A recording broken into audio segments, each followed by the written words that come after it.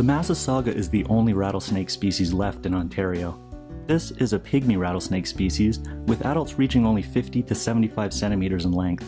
This thick-bodied snake has a ground color that ranges from gray to brown, with saddle or butterfly-shaped darker blotches along the back, and 2 or 3 rows of smaller blotches along each side of the body.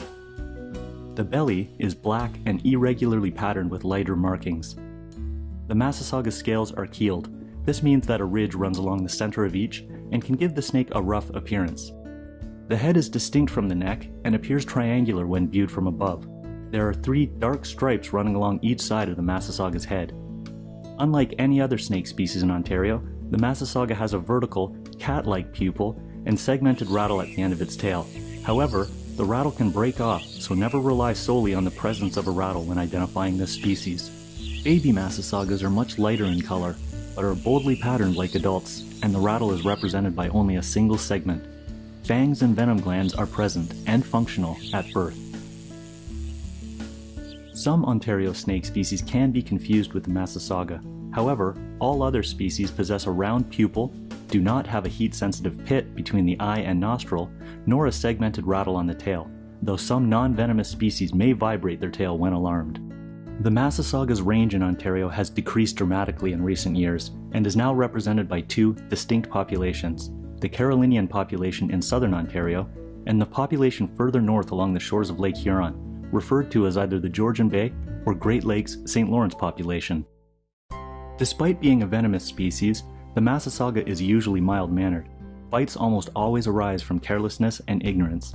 These snakes usually remain motionless when approached, and most people are completely unaware of their presence. If harassed, the snake signals its presence by rattling, if a rattle is present, or it will retreat to nearby cover. The Massasauga bites only as a last resort, and so all bites can be avoided and is never the snake's fault. It uses its heat-sensitive pits to detect and venomous bite to subdue its prey, usually voles, mice, and shrews. However, non-mammalian prey such as other snakes, frogs, birds, and insects are occasionally taken, especially by younger Massasaugas. This species gives birth to live young, between 5 and 20 babies. The babies mature into sexually reproductive adults at 3 to 4 years of age. While maximum longevity in the wild is unknown, captive Massasaugas have lived to be over 20 years of age. Throughout its range in Ontario, the Massasauga is rarely found more than 50 kilometers from the Great Lakes. It occupies a wide range of habitats, including shoreline habitats, damp lowlands, rocky outcrops, as well as forests, fields, and meadows.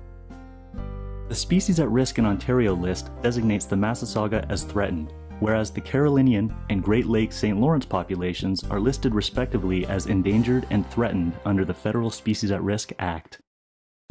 Habitat destruction and degradation have significantly impacted Massasauga abundance throughout much of its historical range in Ontario. As natural habitat is destroyed for agricultural, residential, and industrial development, Massasauga populations quickly decline. As habitat is further altered by the ever-growing road network throughout the snake's range, road mortality has become a leading cause of decline. As snakes cross these roads or stop to bask in the sun, they are often hit and killed by drivers, many times intentionally. Massasaugas are incessantly persecuted by people. They are frequently and indiscriminately killed on sight due to ignorance and fear. While a bite from this species is medically significant, they most often occur when people attempt to handle, kill, or otherwise harass the snake. A little common sense will prevent all bites. Although medical attention is always warranted in the event of a bite, serious complications and fatalities are extremely rare. There are many ways that you can help the Massasauga in Ontario. Watch for traffic signs that indicate snake habitat. These signs are placed in areas where snakes are frequently seen crossing the road or using it to bask in the sun. Always be mindful of what's on the road, especially during the warmer months. Wear proper shoes when hiking in the Massasauga's range, and always watch where you step. In the rare event that you do come across a rattlesnake, simply leave it some space and continue on your way. Tread softly and avoid recreation, such as ATVing, in Massasauga habitat, and be aware of what you leave behind. The Massasauga lives in a fragile ecosystem, but if we all do our part as good stewards of the land, rattlesnakes and humans can coexist peacefully. Perhaps the best way to help the Massasauga is to educate others about them. These snakes are so often killed simply due to ignorance. Explain to people that no snake should ever be killed out of fear. Tell others that Massasaugas are deserving of our respect, and emphasize that they play an extremely important role in our ecosystem due to their rodent-eating habits. Get involved in conservation initiatives by contacting organizations working with these rattlesnakes in the wild.